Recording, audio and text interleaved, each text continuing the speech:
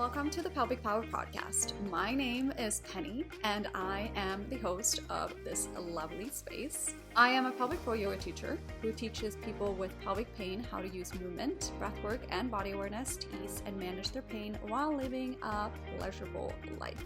In this space, we'll be talking about all things taboo because we love it, and how to support your lovely pelvis and your lovely self on this journey that you are on. I'm very happy that you are here, and I hope that you enjoy this episode.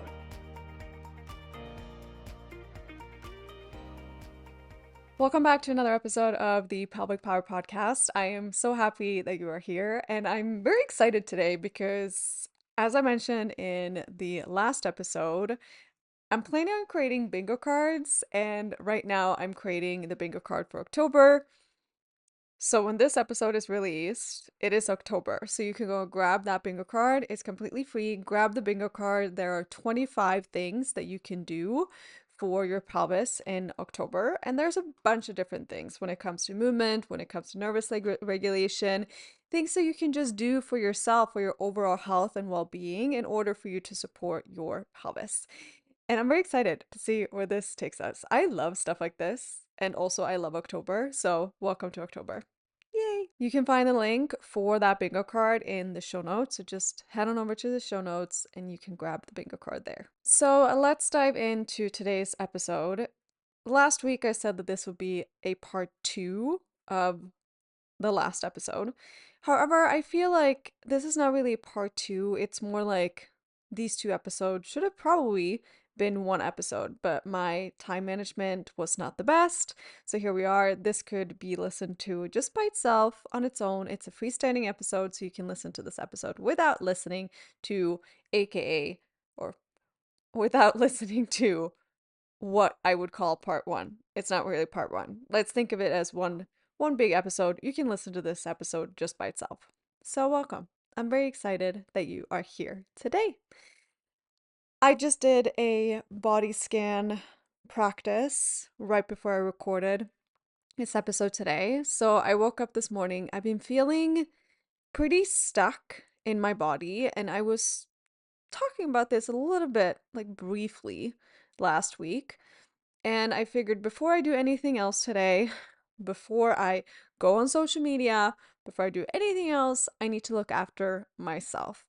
I was very tired when I woke up this morning, and I feel like I look at society this way.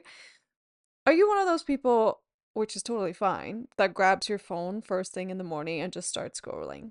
Like, I was there for years, and that's something that I do not do anymore first thing in the morning. I do not scroll. It's funny though how much we reach for the phone out of boredom. It's kind of like an itch. Do you ever feel that? Like you have that itch of, I have to reach for my phone. I have to check my notifications. It becomes an addiction. You become addicted to seeing what other people are doing on their journey or in their life. It becomes an addiction. And this is something that I have been working on for years. And I've come to this part where I'm like, okay, I'm not scrolling first thing in the morning. But I still have that itch, you just want to go online and see what's happening, especially because this is recorded on a Monday. I always take Sundays offline. I take Sundays offline. And this morning, I like to go onto social media to see, okay, what have my students said? Have I received any messages? What's going on? What's happening? La la la. So I had that itch this morning. But I also woke up and I was feeling so tired, so drained. I worked a lot this weekend, and one of the things that I could do for myself was to scroll on social media. But I chose not to because I knew that that was going to dig me deeper into this hole that I could feel myself going into. So I was like, okay, what can I do? I'm really tired. You know what? I'm still going to go for my walk. We're coming up on 3 weeks, baby. Tomorrow is 3 weeks. 3 weeks of daily walks. I'm very proud of myself. And it wasn't a fast-paced walk. It was just a very slow pace. Get out into the sun, get some fresh air, say hi and smile at random people because I know that that fills my cup and it makes me feel connected to other people, to the world, and to something greater than myself. And it makes me feel a lot better. So I just took a little short little walk And then I listened to a podcast episode and I came home and I had my breakfast and I sip on my tea and I watch a favorite episode of mine or a TV show that I'm watching right now. And then before I went on social media, I was like, okay, there's something else that I can do for my body today. That could be meditation, that could be breath work, that could be movement. Today I did a relaxation practice right before I was about to start my day. And keep in mind, usually on Mondays, I'm like up and about, I'm creating content, I am scheduling out my week. I haven't done any of that yet. And I'm just, okay, I'm gonna do a body relaxation because something is feeling off in my body. So when I say that I did a body relaxation, I mean I did a body scan. This is how my mind is working today. And the thing about body scans, I like to do them to see what my body might be telling me or where I might need to put some extra attention into my body. And then after that, I might invite in some movement to support my body in that way. And it was really nice. And now I'm feeling like I flipped my leaf around. Very folly of me to say that. But I flipped my leaf around and here we are. Happy Monday. So to tie back in to last week's episode, when I left the episode last week, I briefly mentioned that I was feeling a little bit agitated and a little bit stuck in my body. And when you're feeling things like that in your body, how do you think that that might be impacting your pain? So I was feeling stuck, I was feeling agitated, I was feeling stressed about something that I couldn't really put my words to. And I was teaching a pelvic floor yoga class right after I recorded. I had my lunch and then I taught a pelvic floor yoga class. And this was probably one of the most vulnerable classes that I have ever taught because I was teaching a class and then Tay, my cat, came into the class and she did something and I could not stop laughing. And I've said this before, laughing and crying, they're very close knitted, like they're very close to each other throughout the body and throughout the system. And I started laughing hysterically. I could not stop laughing. I could not stop laughing throughout this class. And at the same time, I also want to be professional, right? Because I'm teaching a class. This space is not for me, it's for you who's attending my class. And I want to keep it professional. And then that laughing turned into such a great amount of sadness in that moment. And I just started bawling. And I was teaching a class at this moment. This has happened to me one time before, one time that I can remember. It might have happened another time now when I think about it. And I just said, I can't continue teaching the class. And last week, I thought to myself, you know what? I'm going to challenge myself a little bit because this is a space we show up. And I shared this last week that we come and we share our laughs, we share our tears, we share our wins. And this is a safe space for me to show up as who I am. I'm being my most authentic self. I'm going through a hard time in my life. So I just said to myself, no, I'm going to keep on teaching the class and then see how that evolves, what happens. And I think the hardest part of that when we're talking about emotions is to not apologizing for crying. I could have said, I'm sorry for crying right now, but that was the biggest challenge for me to not say, I'm sorry for crying right now. Because you should never apologize for feeling your emotions and letting them out instead of them becoming stuck in your body, in your system, letting them out. So, what did I learn about myself? Okay, I have more work to do. I have some release that I need to work on. And then I've started even diving even more deeper into that with myself since that. But that's the thing about when it comes to movement, when it comes to any sort of energetical movement, laughter, physical movement, talking to someone else, shaking it out, dancing, you're you're shifting the energy within your system. When I hear someone in a live class, in a class that I'm teaching in person, I hear them sighing or whatever, that to me, that's an energy shift, right? Something is happening within that person that they're trying to work through. And it's important to work through it because we're feeling so many things at the same time. There's so many things going on in life and within ourselves. And then we live with pelvic pain on top of that. If we're not feeling the feelings, then that's just gonna get stuck and it's gonna become something else. It's gonna transform into something else within your body, probably. So we're so busy at looking at the physical body. And if that's the stage that we're in right now, we're sitting here talking, you and I, you're in that stage where you can only look at the body as something physical. And you keep getting these exercises that you need to do from your pelvic physio. You know, you need to stretch, you know, you need to work on your breath, but you have a really hard time getting to it. As we are working through ourselves. So right now you're listening on this podcast episode. Maybe you're sitting down listening to this podcast episode. Could you do some of those exercises right now as you're listening to this podcast episode? I could be cheering you on over here.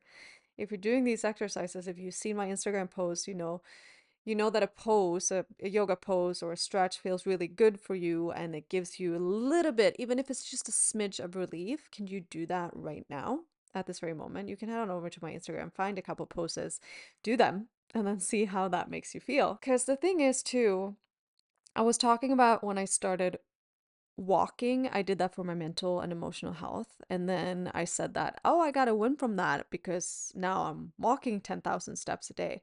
As soon as you start moving, just maybe from the physical perspective, then you're going to notice the emotional, the mental, the energetical shift release as well, the support that you're getting. So it's a win-win. You're starting from one perspective and then it's going to transmute or it's going to move into other aspects of your life as well. Because everything is tied together, right? But what if you start from one end and then just see how that goes? So I was listening to this podcast episode today and she was talking about no one's coming to save you. You are the only one. You're the only one that's coming to save you. And as I'm listening to this podcast episode, as someone that lives with pelvic pain, but also have done a lot of work on myself, this could either be really triggering or it can be that it's moving you forward. It makes you move forward. So I often say that you are the only one that can take that very next step for you. The very first step to change something is you. So as I was listening to this podcast episode and as I said earlier, I was feeling a little bit stuck this morning, a little bit off. And I was like, okay, so this podcast episode is supposed to inspire me to take some sort of action, whether that is in my personal life or in my business. But then I thought about it and I was like, you know what? Yeah, no one's coming to save me, and right now I need a little bit of extra tender love and care. That's what I need right now. So I came home, made myself some breakfast, put on the teapot, and then I watched an episode of my favorite TV show before I continued on with my day. And now I'm feeling 1,000% better than I did this morning. I feel like almost like my most sparkling self right now, and I love it. It's the best. But what do you need right now? How can you support yourself and what you're going through right now, no matter what that is? How can you take that very next step to support yourself to the best of your ability? The things that you do for yourself, they don't have to be aesthetical or Instagram worthy. I know that sometimes, so I have so many people that come to me and they're like, "Oh, I can't do yoga. I can't touch my toes." I don't care if you can touch your toes. That's why we're here. It doesn't matter that you can't touch your toes. It doesn't matter that you can't stand on your head. I don't teach headstands. Yoga is so much more than just the physical poses, but also the movement that you're creating throughout your body. It is needed for you to feel the best. As I was saying, sitting still is probably not going to help with your tension. It's not going to help with your pain. And by moving, you can also learn more about your pain, about your body. Like I did the body scan this morning and I could feel pain in my body. And I was like, okay, how can I dive deeper into this and just listen into the pain? And then I felt a couple of tears coming. And that's fine because we're moving through the energy that might feel stuck and stagnant and we want to move forward. So just start with the simplest things. Like I wish that I could be there to hold your hand and say to you, let's do 10 cat and cows together and connect it with the breath. Let's lie in child's pose and hug a little pillow and just connect with the earth while you're connecting with your breath. This is where the bingo card comes in. So many small things that you can do for yourself to support yourself and also make life kind of cozy, like a cozy life. It doesn't have to be aesthetical. It doesn't have to be Instagram worthy. You don't have to post it anywhere. You don't have to do anything. Like I recorded a TikTok earlier today about me getting ready for my podcast episode, and I said I'm keeping these pants on because I live with like sclerosis or pelvic pain, and I want to put on different pair of pants today. I recorded another TikTok where it was like, if you don't feel like showing up on your yoga mat because you live with like sclerosis, how can you make that possible for you? I talk about this all the time. Show up naked, wrap yourself in a blanket, put on the ugliest pair of pants. I don't really care. As long as you feel supported, and as long as you do something to move the needle forward. And it takes work because it's not just, again, it's not just the physical aspect of you, but also everything that you've gone through up until this point has affected you and what you're going through right now. And what you're allowing into your life, what kind of boundaries you're setting for yourself with others, how you're caring for yourself. Life is fucking hard. And then live with pelvic pain on top of that? Fuck, that's hard, man. And I'm not trying to take that away from you. I'm just trying to give you something that can help you feel a bit more supported. Because I want you to feel, if it's just a little bit better, a little bit lighter in your mind, in your energy, emotionally, physically. If there's something that I can do to make it a little bit better for you, I want to be able to do that. But you are the only one that can take that next step for you. And you're already doing it because you're here listening to this podcast. You're already doing this by maybe you're out for a walk right now. You're doing it. You're doing it for yourself. Maybe you're doing a little yoga pose right now because you went onto my Instagram and you saw yoga pose and you said, oh, I'm going to try this one while I'm listening to the podcast episode. You're already doing it. You're already taking that next step. Don't forget to give yourself show yourself a little bit of grace. Show yourself a little bit of gratitude for actually showing up for yourself. And like I said, everything that you've gone through, that has made an impact on your body, on your nervous system, and it takes work. Healing isn't linear, and healing is most of the time, I'm listening to a book right now, it's two steps forward and one step back. That's healing. That's what he said, and that really resonated with me because it can feel like such a hard path, two steps forward and one step back, but that's still one step forward that you are taking for yourself. So this week, I invite you to think about, maybe journal on it. Okay, what can I actually do for myself? What can I do for myself to show up a little bit more this week? Or I can also download the bingo card. What can I cross off? Set a really nice, I've done this for myself prize. Yeah, do something nice for yourself. Maybe you wanted to go get a massage. Maybe that could be your win.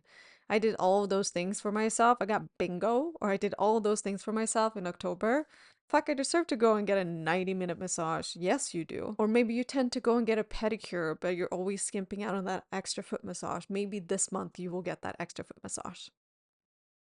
Maybe you will go see a pelvic physio just to learn about your body, get assessed, see what's going on. What can you learn?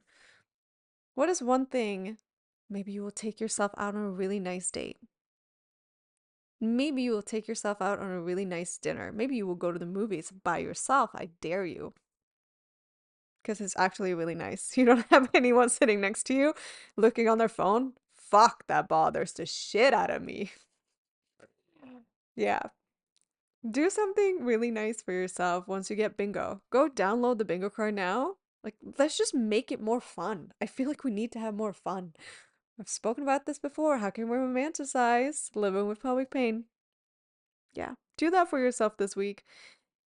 And when this episode is released, it's Thursday, so do this for yourself this month, this coming month. And even if it's just one thing on that bingo card, fuck, you've taken a step. You've taken a teeny tiny step in the right direction, and I applaud you for it. I think that's about everything I want to cover in this episode. I will be back next week. Until then, remember that you are absolutely fantastic. Get into that child's pose, hug a pillow, feel the earth, feel your breath, and see how that feels. See if you can think that you're breathing in to any discomfort that might be hanging out in your pelvis. Any discomfort, you're allowing your belly, your beautiful, beautiful belly, to expand with that breath. Let the belly push against the thighs. How does it feel through the back body, through the low back, the backside of the pelvis, just by the movement of the breath? How does that feel? Where's the discomfort? What is that discomfort maybe telling you? If you haven't noticed, every time I record these podcast episodes, I am moving around. I am changing my posture. I'm changing my legs. Because I need to. Because I'm supporting my pelvis this way. That's a small thing that I can do for myself. On that note, I'm going to let you go. Remember to look after your beautiful body. You're absolutely fantastic. You're a goddess, and you got this. Bye.